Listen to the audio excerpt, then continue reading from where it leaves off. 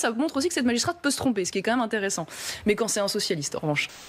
C'est vrai ça a duré très longtemps, ça représente beaucoup d'assistants parlementaires, ça représente beaucoup de cas extrêmes. Est-ce qu'effectivement le RN a poussé le bouchon beaucoup je vous le dis non, pour une raison simple, c'est que dans cette affaire, il n'y a pas, rappelons-le quand même, c'est important de le dire aux Français, il n'y a pas de corruption, il n'y a pas d'enrichissement personnel, il n'y a pas d'emploi fictif.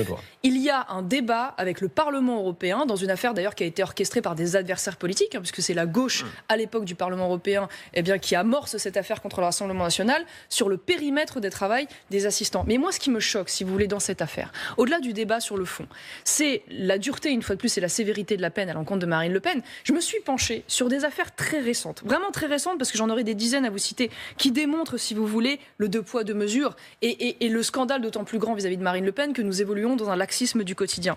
Là, je vous parle d'affaires qui se sont déroulées entre janvier et février de cette année. Un Algérien clandestin qui a été condamné à seulement 10 mois pour violence et rébellion contre un policiers. Assim et Nasser, qui sont deux frères qui ont agressé pas moins de 12 soignants à l'hôpital, entre 3 et 6 mois de prison. Un dealer numéro 2 d'une organisation qui dealait de la cocaïne, qui a pris seulement 2 ans de prison.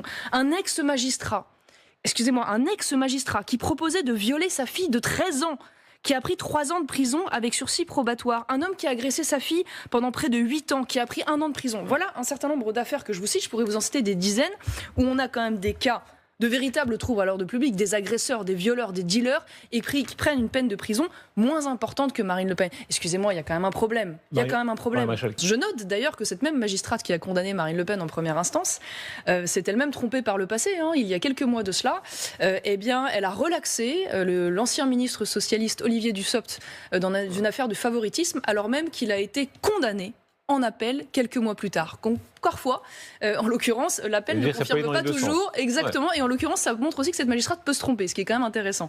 Mais quand c'est un socialiste, en revanche.